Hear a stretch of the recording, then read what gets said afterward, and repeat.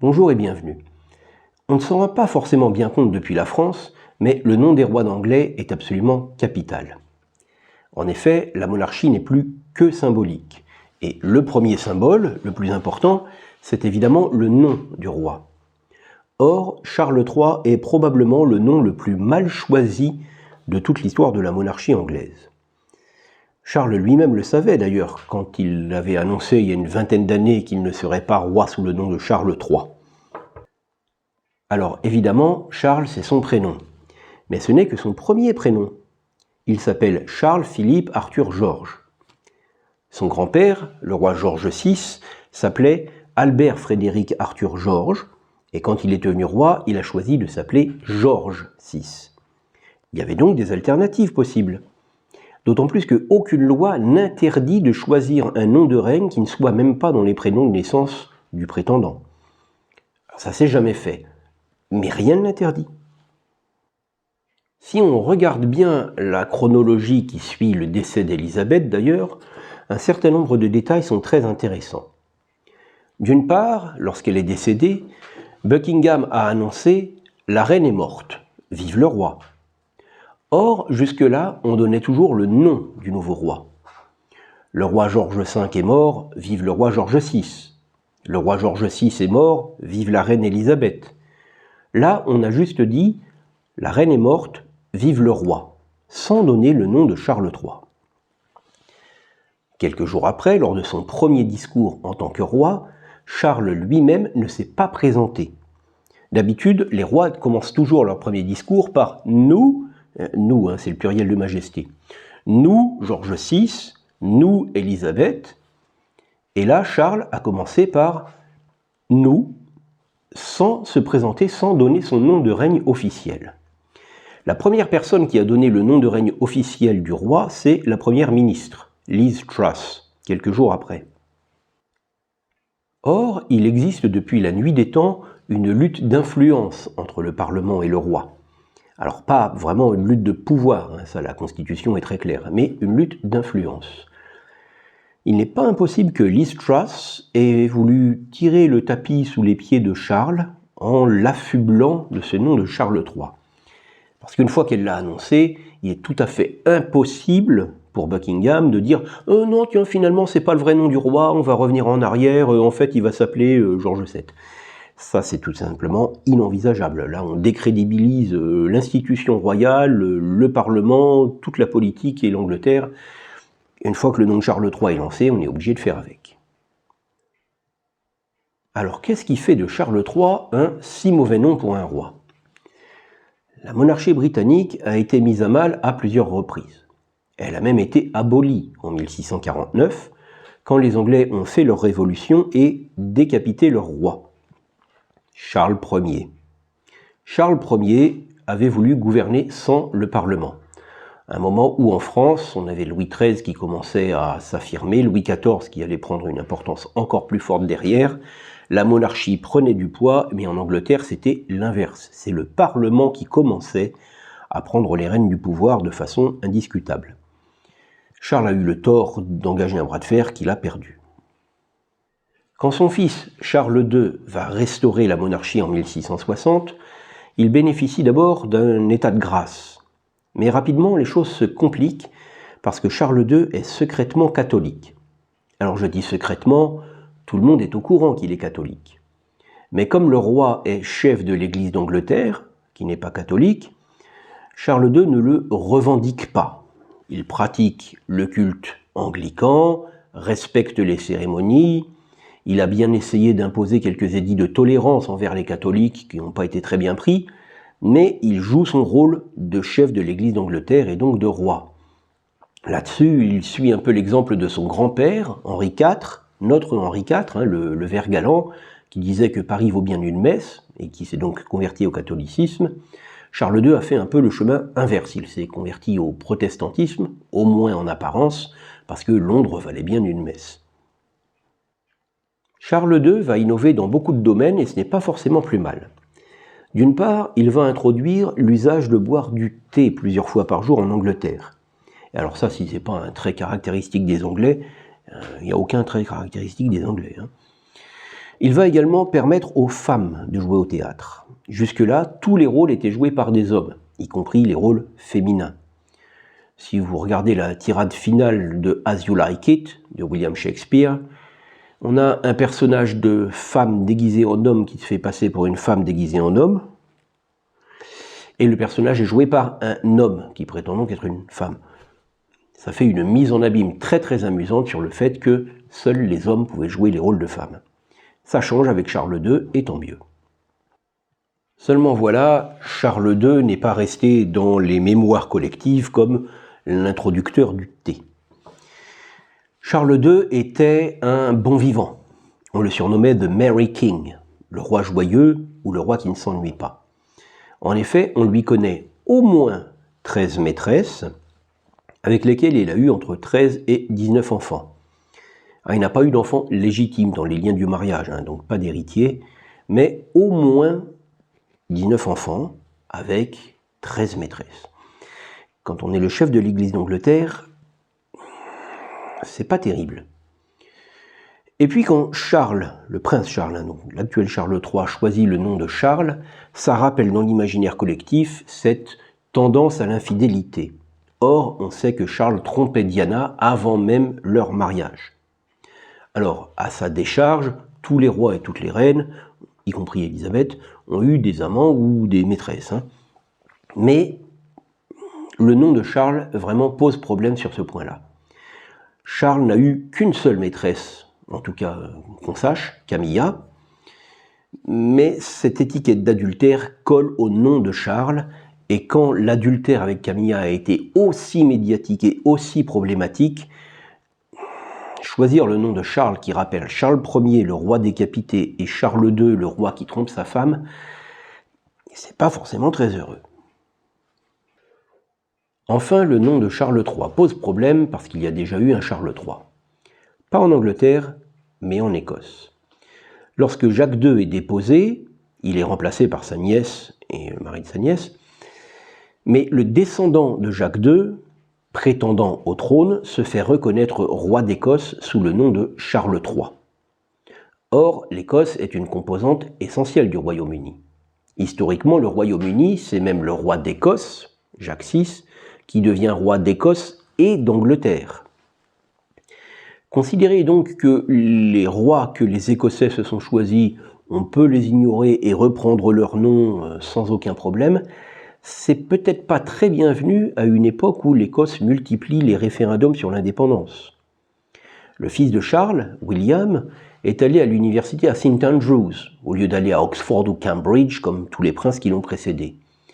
Pourquoi St Andrews? C'était un signe envers l'Écosse pour montrer qu'effectivement, cette monarchie les considérait comme très importants et au cœur du Royaume-Uni. Venir choisir le nom de Charles III pour un roi, c'est un petit peu cracher dans la soupe. Donc si je résume, Charles Ier, décapité, révolution. Charles II, The Merry King, infidélité. Charles III, ouais, il a déjà existé, mais on va faire comme s'il n'existait pas. Quand on a une popularité mal assise comme celle de Charles, Charles III est très clairement un choix maladroit. Les observateurs de la famille royale britannique ont longtemps pensé qu'Élisabeth attendait de battre le record de longévité sur le trône détenu par Victoria pour abdiquer en faveur de William, le fils de Charles.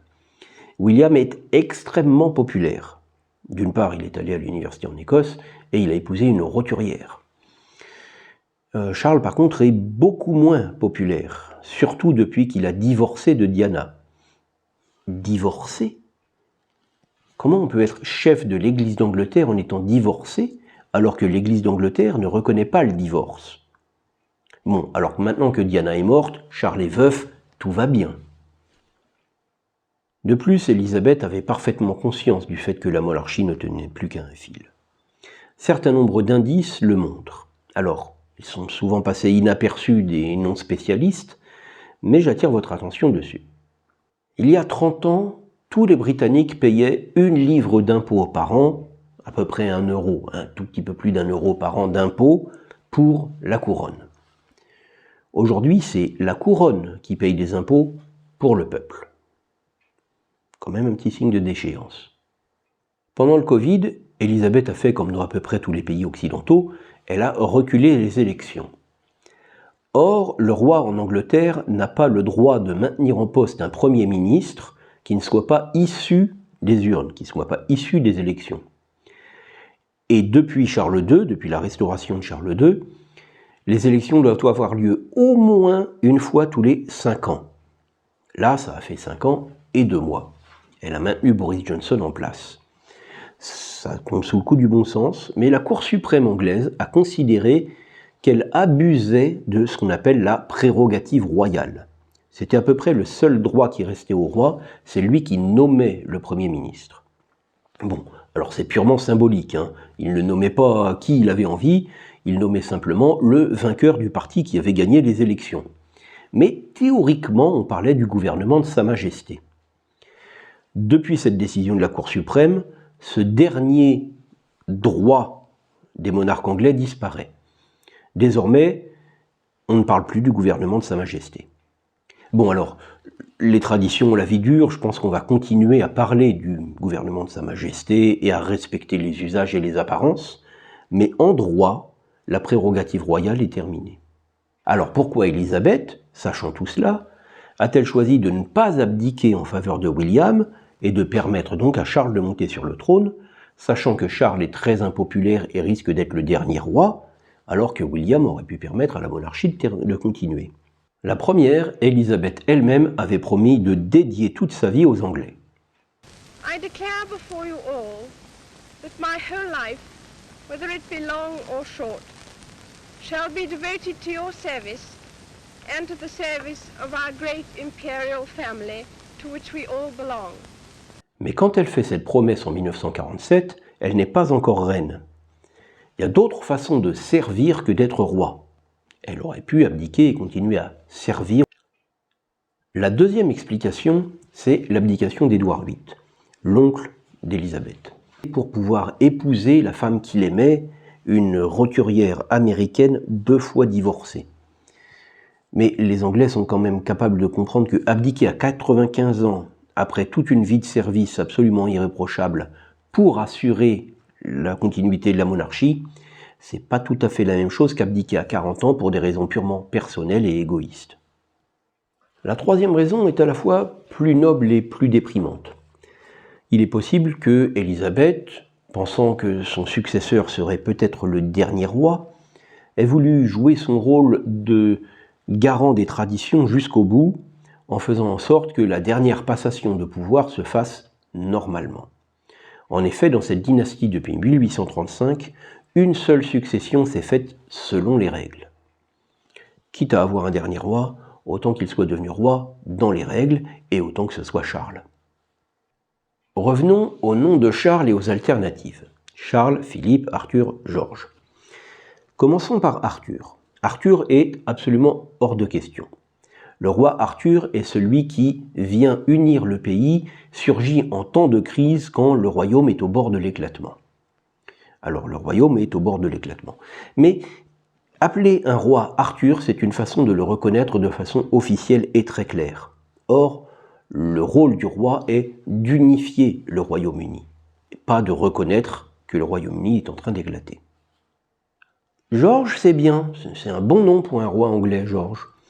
Alors, cette branche de la dynastie qui s'appelle Hanovre, rebaptisée Hanovre de Saxe-Cobourg-Gotha quand Victoria s'est mariée, qui a changé de nom pour s'appeler Windsor en 1917 et qui est devenue Windsor-Mountbatten quand Élisabeth s'est mariée, puisque la femme prend le nom du mari, hein, c'est logique. Cette branche donc de la dynastie commence avec Georges Ier et Georges II, qui sont des rois allemands dont le premier ne parle même pas anglais. Ils ont tous les deux permis au Parlement de s'affirmer et donc à la démocratie de s'installer véritablement en Angleterre. Georges III, en revanche, est un roi beaucoup plus important. Il règne de 1760 à 1820. C'est un règne très long, à une période charnière. Il est roi au moment de l'indépendance des États-Unis, au moment de la Révolution française, au moment des guerres napoléoniennes. C'est donc un roi absolument central. On se souvient de lui comme celui qui a tenu la barque dans les intempéries et dans les tempêtes les plus importantes traversées par l'Angleterre ces derniers siècles.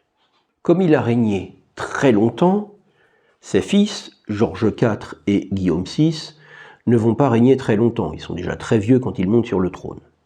C'est donc leur frère Édouard qui aurait dû devenir roi, mais il était déjà mort au moment où il aurait dû devenir roi. C'est donc la fille d'Édouard, Victoria, qui devient reine. Une succession totalement improbable puisqu'elle était 4e sur la liste de succession. Victoria est surnommée la grand-mère de l'Europe. En effet, elle a eu 10 enfants qui ont tous épousé des têtes couronnées. Tous les rois et reines qui restent aujourd'hui en Europe descendent plus ou moins directement de Victoria. Son fils Édouard VII monte sur le trône assez âgé aussi, puisque sa mère a régné 66 ans, encore plus longtemps que Georges III. Et Édouard VII a déjà bien commencé à écorner le nom d'Édouard pour les rois anglais. En effet, il s'est un peu ennuyé pendant toutes ces années où il attendait de devenir roi, et l'une de ses particularités est qu'il avait un peu les mêmes distractions que Charles II, de Mary King. On connaît notamment la fameuse chaise d'amour d'Édouard VII, qui permet tout un tas de fonctionnalités très intéressantes pour faire des choses que l'Église d'Angleterre n'approuverait pas forcément. Georges V, le deuxième fils d'Édouard, puisque le premier est mort avant de pouvoir monter sur le trône, Georges V va ramener un peu de sérénité et de dignité à la couronne. C'est un roi très posé, très calme, très respectueux des traditions. Le premier fils de Georges V est Édouard VIII. La succession se fait normalement, mais Édouard VIII va, comme on l'a déjà dit, être obligé d'abdiquer. Officiellement pour pouvoir épouser Wallis Simpson, son amoureuse américaine 2 fois divorcée.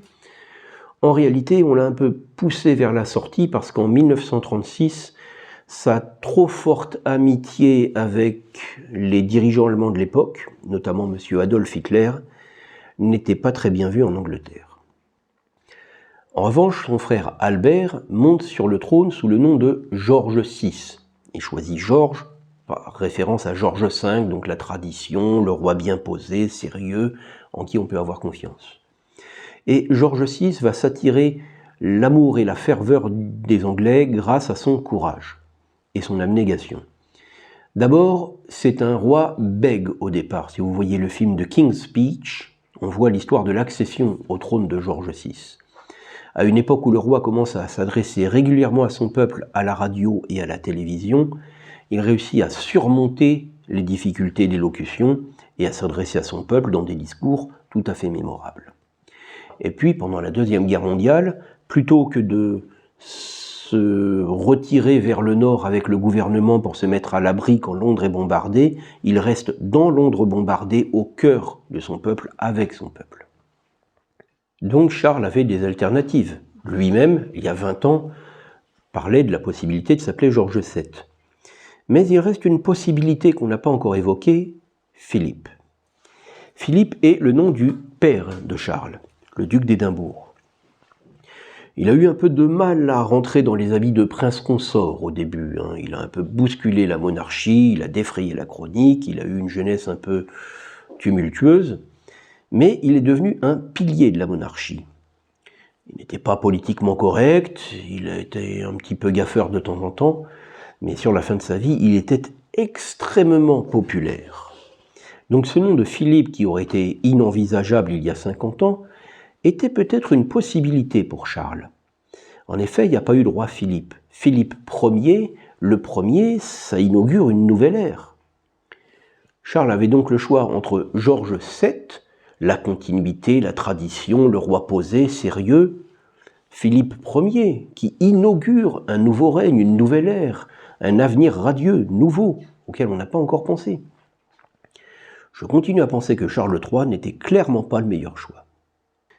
Il y a fort à parier que Charles hésitait entre Georges VII et Philippe Ier quand Liz Truss lui a imposé le nom de Charles III.